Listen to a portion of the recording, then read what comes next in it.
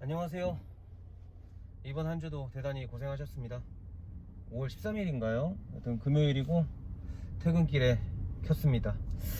요즘에는 유튜브를 거의 뭐 의무감에 찍는 것 같은 느낌도 드는데, 최초에 시작했을 때보다는 좀 드릴 말씀이 많이 적어진 것도 사실이고 텐션도 떨어지긴 했는데, 그래도 꾸준하게 소통하는 게 중요하니까 좀 최대한 좀 말씀드릴 수 있는 이야기거리들 많이 준비하려고 노력을 했고, 두산 인프라코어에 대한 간단한 이야기 조금과, 그리고 좀 주식 투자에 있어서 제가 생각한, 또 어떻게 보면 저의 실수를 반추하면서 이런 행동을 지양해야 되는 부분에 대해서 좀 이야기를 해보고자 합니다.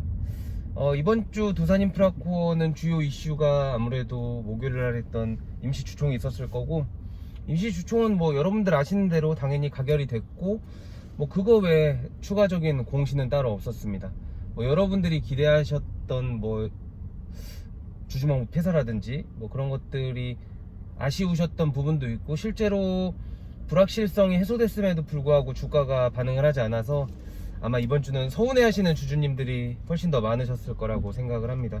저도 뭐 개인적으로는 서운하지만은 어차피 큰 흐름에서 있어서 봤을 때는 어차피 잔 바람이기 때문에 이 상황도 어떻게 보면 좀 담대하게 좀 넘기셨으면 좋겠고, 적어도 지금까지 들고 계시는 분들이라면은 펜은 꼭 까보고 7월에 재상장하는 현대 그 두산인프라코어의 어떤 새로운 모습을 보면서 어떻게 보면 좀 그 순간을 같이 좀 즐겨주셨으면 좋겠어요. 지금 상황보다 나빠질 거라고 예측하시는 분들은 거의 없잖아요. 다만 좀 기다리는 데 있어서 지루할 수도 있고, 좀 바로 좀 어떤 반응이 나왔으면 좋겠는데 그 부분이 없기 때문에 답답하신 부분도 있을 것 같은데, 그거는 모든 주주님들의 생각이 동일할 것 같고, 다만 초조해 하시거나 지치거나 이때 갑작스럽게 급등하는 종목들에 어떻게 보면은 박탈감 느끼셔서 지금 포지션 조금이라도 뺏기시는 거 저는 정말로 지양해야 된다는 말씀 드리고, 조금 더 담대하게 있으셨으면 좋겠어요. 그리고 저도 네이버 종목 토론방 이렇게 들어가지만은 좀 일일비 하시는 분들이 굉장히 많으세요. 왜 이렇게 주가가 안 올라, 왜 이렇게 시장 관심을 못 받아, 왜 이렇게 호재인데 뭐가 없어라고 매일매일 주가를 보면서 굉장히 힘들어 하시는 분들 많은데, 아시잖아요. 어차피 그거는 본인을 스스로 힘들게 만드는 거거든요. 일부러 그렇게 본인 스스로 어떻게 보면은 고문하지 마시고 좀 길게 보시고 좋은 정보 좀 많이 공부하셨으면 좋겠어요. 차라리 종토방에서 주가가 왜 오르는지 안 오르는지에 대한 토론보다 해당 업태나 해당 종목이 얼마나 미래 성장성이 있는지를 좀 공부해 보시는 게 조금 더 좋은 시간일 것 같고요. 저는 오늘 한국신용평가라고 하는 그 우리나라 신용평가기관에서 두산인프라코어를 올해 2월 26일에 평가했던 애널리스트님의 그 평가 자료를 좀 봤는데, 뭐 내용 뭐 좋습니다. 진짜 좋아요. 진짜 좋고, 두산인프라코어가 지금 회사채 기준으로 지금 평가 등급이 BBB 등급이라는 걸 알고 계실 건데, 요거 뭐 등급에 대해서 제가 다 설명드릴 수는 없지만은 두산인프라코어 같은 경우에는 매출액이 우리나라 어떻게 보면은 건설기계 시장 1위잖아요. 그 부분에 대해서 굉장히 높은 평가를 받고 있는데, 두산이라고 하는 모회사가 재무 리스크가 굉장히 크고, 그 재무 리스크에 대한 어떤 동반 부담으로 인해서 어떻게 보면 기업의 어떤 그 재정 실적이 어떻게 보면 굉장히 리스키하기 때문에 굉장히 기업의 퍼폼에 비해서 낮은 평가를 받고 있어요. 근데 이 보고서에서도 그런 부분 당연히 언급을 하죠. 뭐 우리보다 훨씬 더 연구를 많이 하시는 분들일 테니까. 다만 여기에서 이제 현대 중공업 지주로 이제 전환이 되면서 어떻게 보면은 모기업의 재정적 지원을 받을 수도 있고, 지금 두산 그룹과 연계돼서 어떻게 보면 과중 부담하고 있는 채무적인 부분에 대해서 다시 한번 재조정이 이루어졌을 때 기업의 신용평가에 대해서 다시 한번 재산정을 할 수 있다고 하면서 뭐 긍정적인 이야기를 굉장히 많이 했습니다. 그리고 실제로 이 애널리스트님께서 2019년도 12월 기준으로 어떻게 보면은 매핑 그리드라고 해가지고 어떻게 보면 그 두산인프라코어의 여러 부분들을 총계를 해서 기업의 신용 등급을 정했을 때 지금 현재 BBB 등급이라고 있잖아요. 지금 A 등급 정도로 이제 퍼폼을 줄 것 같고, 아무래도 이것보다 더 좋은 평가를 받을 수도 있지 않을까 예측을 하고요.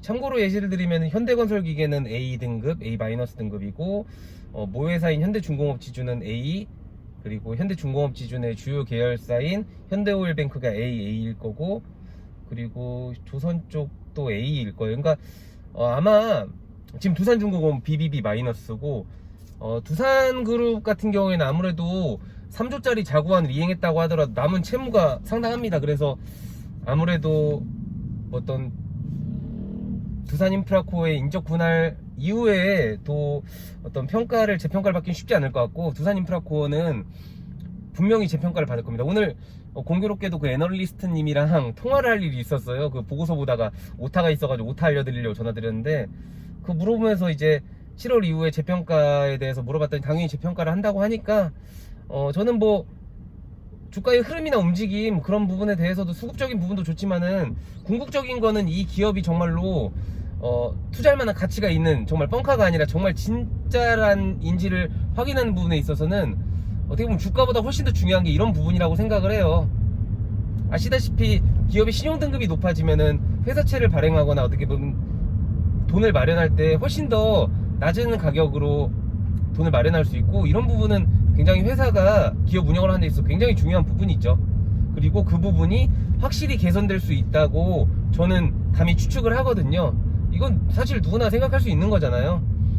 그런 부분에서 봤을 때도 정말 두산인프라코어는 투자할 만한 가치가 충분히 있다라고 생각을 하면 좋을 것 같고, 다시 한번 말씀드리지만 단기적인 어떤 주가의 흐름이나 움직임, 뭐 150원이 올랐고 300원이 떨어졌고 아이고 죽겠네 물렸네 이런 얘기는 저는 진짜 가치 없는 이야기라고 생각해요. 그런 식으로 주식에 어떻게 보면은 투자를 하시는 분들한테는 앞으로의 성장성이란 표현이 좀 웃기죠. 저는 주린이니까.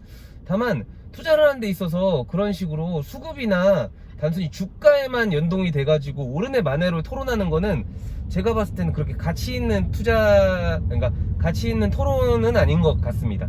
차라리 그 시간에 보고서 하나라도 더 보고 이 기업의 5년, 10년, 15년 뒤를 그려보는 게 훨씬 더 우리의 어떤 투자에 있어서 조금 더 좋은 모습이 아닐까라고 조심스럽게 예측을 해봅니다.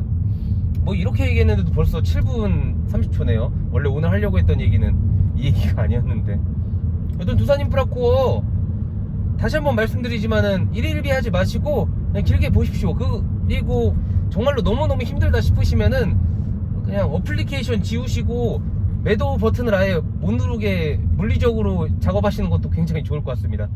저도 말은 이렇게 하지만은 주가 보죠. 왜 안 보겠습니까? 제가 투자하고 있는 회사인데. 다만 그럼에도 불구하고 좀 두산인프라코에 대해서 하방 경직성이 강하다는 거는 정말 안심하셔도 될 것 같아요. 뭐 요즘 뭐 우리나라 최고의 주식인 삼성전자도 뭐 거의 10만원 찍을 뻔하다가 7만원대까지 내려가는 아찔한 어떤 모습을 보이고 있는데, 이런 상황에서도 어찌 보면 두산인프라코어는 위로 쏘진 않지만 밑으로 내리지도 않잖아요. 하여튼 걱정 없이 인적 분할까지 지켜보시면은 적어도 어느 정도 수익은 거두실 수 있을 거라 생각합니다. 아 참, 그리고 그 지금 두산인프라코어를 인수하기로 한 어떤 컨소시움이 현대중공업 지주만 있는 게 아니라는 거 아시잖아요. 그 안에 투자회사가 같이 들어가 있고, 그 투자회사는 말 그대로 투자 수익을 내기 위해서 자본을 투자하는 건데, 그 사람들이 우리가 주식하는 것처럼 10% 20% 수익 나고 좋다고 익절하고 그런 사람들일까요? 주당 거의 12,000원을 주고 샀는데 아무리 뭐랄까요, 갑자기 단어가 생각이 안 나요. 예. 하여튼 경영에 대한 프리미엄으로 뭐 이렇게 20-30%를 더 줬다고 하더라도 그거는 어디까지나 현대중공업 지주의 이야기지 같이 컨소시움을 해서 들어왔던 투자회사 입장은 아니거든요. 거기는 어찌됐건 간에 열심히 기업 가치를 높여가지고 팔고 나가야 되기 때문에 걱정을 안 하셔도 됩니다. 다만 급하게 목돈이 필요하시거나 뭐 6월 안쪽으로 어떻게 매도를 하셔야 되는 분들이라고 하면은 조금 초조하실 수도 있는데,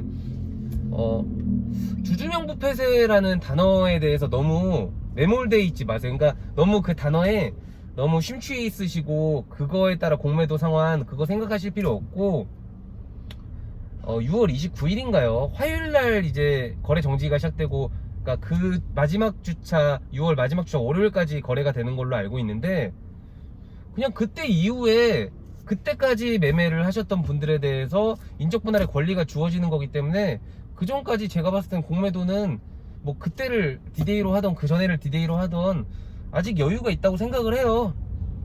그래서 너무 드라마틱한 어떤 쇼커버링 너무 고려하지 마시고 그런 거 기대하시면 지치니까 아마 공매도 우리 정말 얄밉지만은 우리보다 훨씬 똑똑한 사람들이고 정보도 많기 때문에 어느 정도 매집에 대한 어떤 물량은 가지고 있을 거라고 추측을 하고, 그분들도 공매도만 상환하고 빠질 수 없죠. 어찌 보면은 자기들도 알잖아요. 이 기업이 나쁘지 않은 기업이라는 거 아니까 아마 추가 매집을 해서 어떻게 보면은 그 공매도에 대한 손해를 좀 만회하려고 하지 않을까라는 생각을 하고, 지금 우리 개인 주주들을 제외하고 두산인프라코의 주가가 갑작스럽게 뛰길 기대하는 사람은 아무도 없습니다. 원래 오늘 이야기하려고 했던 내용도 어떤 매집에 대해서 우리가 보통 매집에 확신을 갖는 시점이 주가가 물려있거나 떨어지는 시점이 아니라 갑작스럽게 상승을 할 때, 내가 째려봤던 종목이 급하게 올랐을 때 더 오르기 전에 사야 된다는 생각으로 우리가 거래를 많이 해가지고 손해를 많이 보잖아요. 매집을 하는 입장에서는 한 주라도 더 싸게 사고 싶지 비싸게 사고 싶지 않습니다. 그래서 개인 주주님들 제외하고서 두산인프라코 주가가 갑작스럽게 급등하는 걸 원하시는 분들은 아마 많이 없을 거예요. 공매도들도 마찬가지고 매집 세력도 마찬가지고. 그러니까 언젠가는 재평가를 받게 될 거지만은 지금 당장 쇼커버링에 의한 급등을 기대하시면은 뭐 그런 게 나올 수도 있죠. 당연히 나올 수도 있지만은 그럼 우리가 지치기 때문에 그냥 어찌 보면은 이 10,000원에서 11,000원대가 강하게 지지선을 그리고 있고, 일봉이나 주봉이나 월봉 보셨을 때 특히 주봉 보시면은 지지 기반이 확실한 거를 좀 보실 수 있는데, 여기서 뭐 떨어지긴 쉽지 않죠. 여기서 추가적인 슈팅이 나오면서 아마 계단식으로 오를 것 같은데, 지치지 말라는 말씀을 하고 싶어서 자꾸 이렇게 장황하게 이야기를 하는 것 같아요.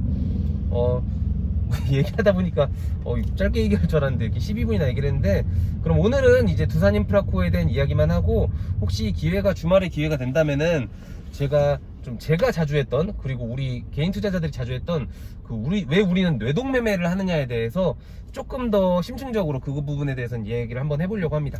그거는 원래는 오늘 영상에 하려고 했는데 아무래도 다음번 영상에 해야 될 것 같습니다. 퇴근길이 굉장히 막히네요. 그래도 금요일 밤 퇴근은 아시겠지만은 제 마음을 굉장히 여유롭게 합니다. 이 러쉬아워조차도 저한테는 너무 사랑스러운 모습들이에요.